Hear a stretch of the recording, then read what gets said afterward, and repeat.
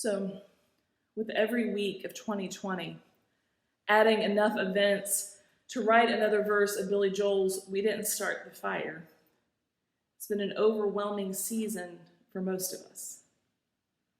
I'm sure that many of us have had to take breaks from the news in order to maintain our own health and well-being. I haven't managed to read the Those We've Lost series by the New York Times that features short obituaries of people who died due to COVID-19. I hear it's amazing and overwhelming. I've only read a few stories of the people evacuated from their homes in this fire season. The list of things I don't know as much about as I probably should is long and seems to get longer all the time. A few decades ago, though, when we started to shift toward global news and news that was available anytime you want it, the notion of compassion fatigue became much more widespread. When a person hears about needs and brokenness so often, it is nearly impossible to stay engaged.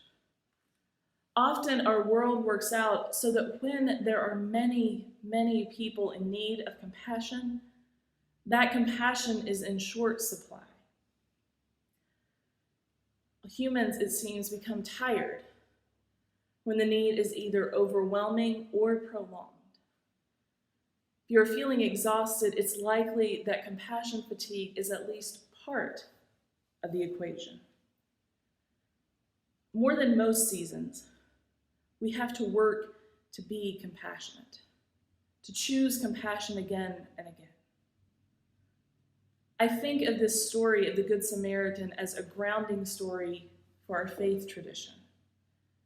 The phrase Good Samaritan even makes it into places where hearers have no idea that there is a corresponding story in the gospel, according to Luke. Good Samaritan is the name of hospitals, and it's an idiom, and it exists plenty of other places in between. We know when we hear this story that the person who helped is the good one. We might even have some idea about who Samaritans are. But mostly we have an adjective at the ready for Samaritan. This person. This is the one who stops and helps. This person is the neighbor to the man in need. This person is the one who is good. We know that we are to choose mercy like the Samaritan. It is a story that we tell for knowing who we are and what to do. We can always come back to this story when things are very complicated or uncertain. And I hope during this season, we can let this story of the Good Samaritan prompt us to compassion. I especially hope that it prompts us to look for the ones in need right now, the people just around us. Who is bleeding? Who is hurting? Who is scared? Who has been robbed? Who lacks shelter? Who has been left for dead? With those questions in mind, I also suggest you find a second grounding story to tell alongside the story of the Good Samaritan. The reality of now means that the answers to those 6 questions are overwhelming. Maybe they always are, but it seems especially difficult right now, and election seasons don't make it easier to hear the answers. So along with this story of the Good Samaritan, what experience have you had that moves you to compassion? What story do you recount that made you willing to reorient your day or your week or your month to respond to a need? What encounter left a mark on your soul? What thing in your life made you choose the role of helping, like the Good Samaritan? It might take you some time to name a story for yourself, but here's one of those stories for me, which is intertwined with our story. I revisit this picture from July 24th, 2018 regularly. It's the collection of donations we sent when hundreds of people were being released into our city with little warning, with nothing but the clothes they were wearing. I mention it regularly because it is one of those experiences that I cannot get over, and one that moves me to compassion even when I am exhausted. Early that week, we received a request for help because Lutheran Social Services knew they would be receiving several hundred people that they didn't know when. They had done some work, some convincing of ICE that they wanted to know when people were being released. They wanted to be able to help. And so a few weeks in, they would find out a few hours before how many hundreds of people they would need to be ready to receive. The need had not existed before policies that were enacted earlier that summer of 2018. But Lutheran Social Services got to work. They emailed out a list of needs, included water and bags and snacks that could sustain people traveling by bus. Many of you dropped off donations on that Tuesday.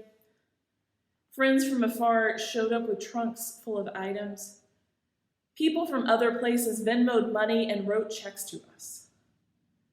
Spent the money coming in by check in good faith, filling up carts, plural, at Costco, and eventually the back of my car. But it was the teddy bears that broke me.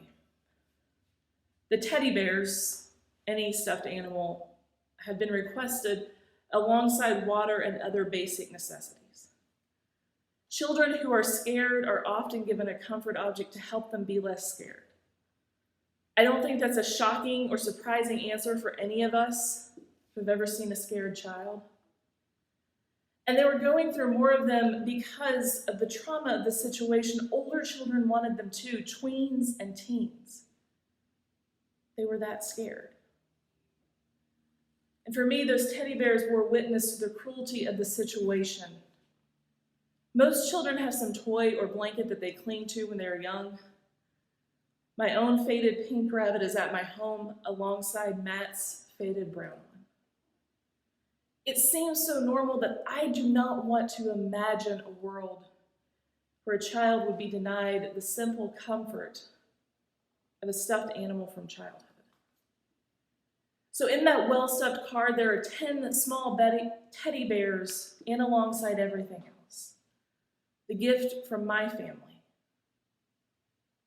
All the ones that I could find at Target. This story.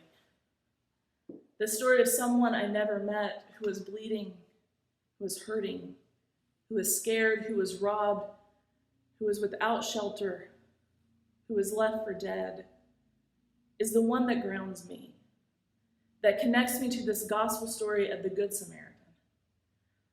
This story reorients me to the gospel and spurs me to compassion even when I am exhausted.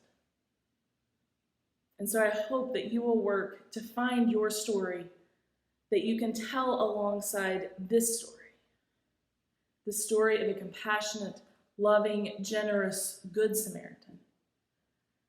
Remember that story this election season. Ask the people running for office what they're going to do for the person in your story. Remember that person when you're told to be afraid.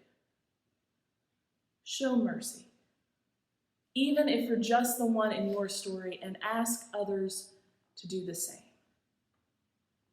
Through that, learn to be as good a neighbor as the Samaritan was, and help our elected officials be better neighbors and leaders along the way. Amen.